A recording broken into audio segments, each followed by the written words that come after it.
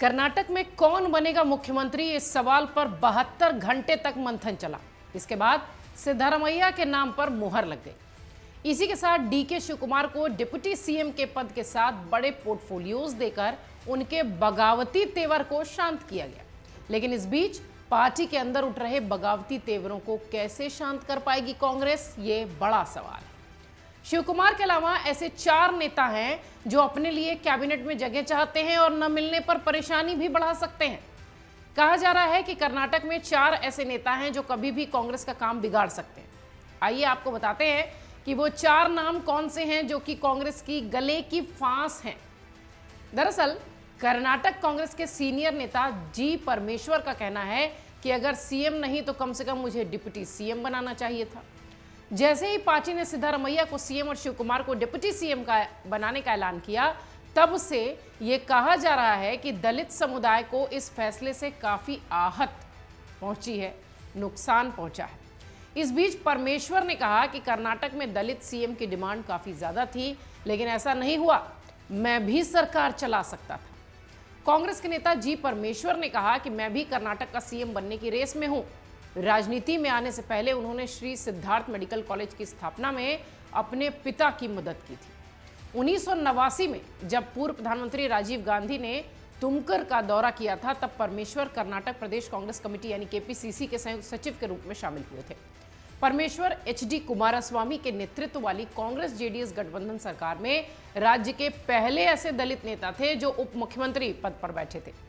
परमेश्वर 6 बार विधायक रह चुके हैं। उन्होंने 1989, 99, 2004, 2008, 2018 और 2023 में कोराटेगेरे से विधानसभा चुनाव जीता था। वो लंबे समय से लगभग 8 साल तक केपीसीसी के प्रमुख रहे और एडिलेड यूनिवर्सिटी के वेट एग्रीकल्चर रिसर्च सेंटर में प्लांट फिजियोलॉजी में पीएचडी भी करते दिखाई पड़े थे। ये वो नाम है जो कांग्रेस के लिए बड़ी परेशानी का सबब बन सकता है, क्योंकि इनकी इच्छा मुख्यमंत्री बनने की थी और अब ये कहा जा रहा है कि शायद कांग्रेस के लिए ये परेशानी खड़ी कर दें। इसी कड़ी का दूसरा नाम है एमबी पाटिल।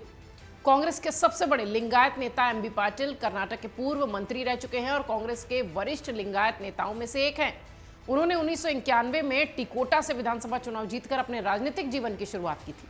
इसके बाद कांग्रेस नेता ने बीजापुर से लोकसभा चुनाव लड़ा और सांसद बने। साल 2008 में पाटिल ने फिर से बाबलेश्वर से विधानसभा चुनाव लड़ा। इसके बाद से लगातार वो इसी सीट से विधायक हैं। उन्होंने इस बार के विधानसभा चुनाव में बीजेपी कैंडिडेट विजय कुमार पाटिल को 74,950 वोटों से हराकर चौथी बार इस सीट पर कब्जा जमाया है, लेकिन इच्छा बहुत ज्यादा बड़ी है।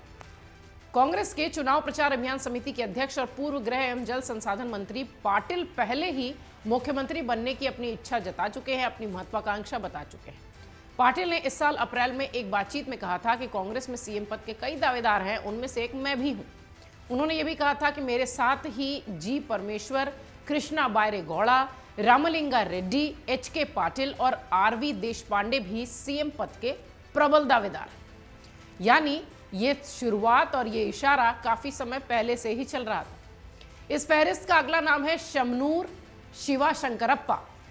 92 साल की उम्र, फिर भी मुख्यमंत्री की रेस में है। जी हाँ, 92 साल के शमनूर कर्नाटक के सबसे उम्रदराज विधायक हैं।